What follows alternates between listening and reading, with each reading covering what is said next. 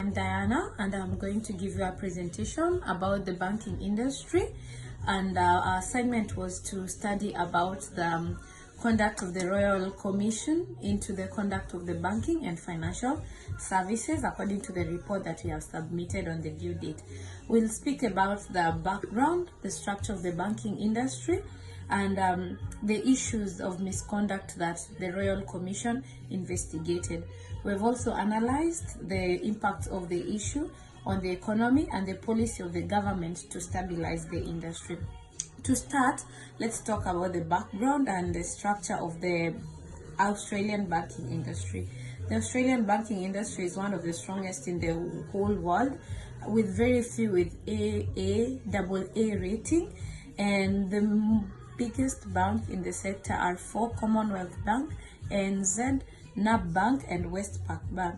These 4 banks have strong influence both socially and economically in the market, and the Australian market has 51 banks, 14 of which are predominantly owned by Australians.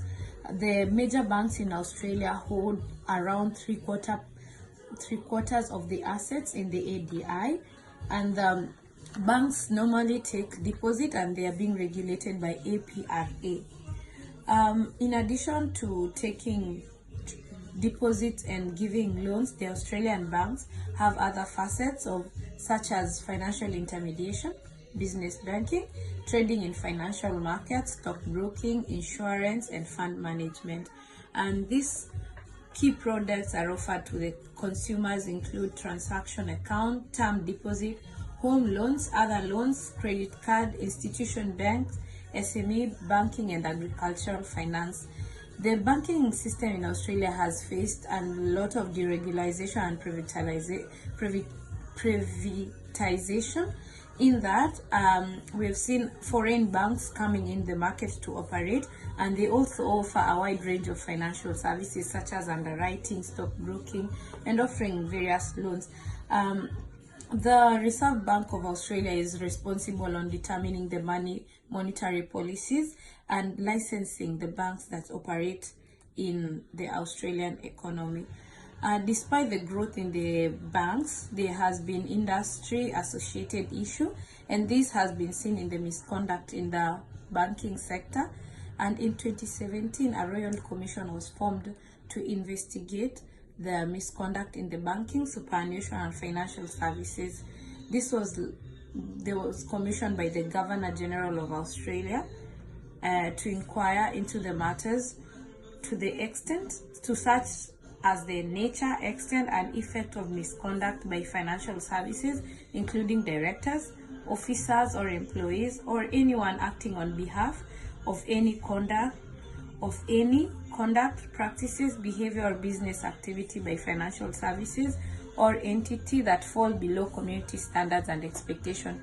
The Royal Commission will search into the misconduct in the banking sector of all partners who took part in any action that was below the standards that are acceptable, and they tabled their report in February 2019 to the Governor General and the Parliament. It was headed by Honorable Kenneth, and the Commission found 4 major misconducts, and these were the major findings.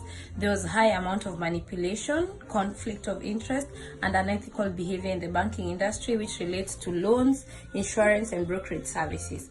The Commission also found mismanagement in the superannuation industry, which does not meet the community standards and interests that will adversely affect the customers. Lastly, there are illegal practices such as charging of fees for no service, unprotected and fair and contract terms, non-compliance, processing and administrating errors, poor financial advice, lack of professional discipline, illegal dealing of members' funds, and conflict of interest in the superannuation industry. The report will make certain impacts and changes in the industry, as the unethical practices and policies of banks will fall in line with the recommendation. The mortgage brokers will lose the incentives and the commission, and there will be proper norms for lending. According to economists, there will be unintended credit crunch because of the tight lending rates, since lending rates will be determined by demand and supply of loans in the banking sector. According to the evidence of the Commission, the banking sector will collect more accurate information about clients to prevent misconducted behavior, and hence when the banking sector seeks proper information about applicants, it will lead to deprive the ability of having the loan succeed due to accurate information that reveal the financial situation of the acquirer. Since the bank will have accurate information on the ability of the loan payment, the applicant's bank incentive to increase loan will diminish at a given lending rate. When banks limit amount of loan supply, it will lead to a decline in the development of economy, because the loans are a basic source to accelerate the development of the economy. When banks reduce the supply of the quantity of loans, it will decline the development that can be possibly used in granting loan. The change will seriously affect the property market, since rigorous lending rates are about to be implemented, which will lead to low income and low supply of cash.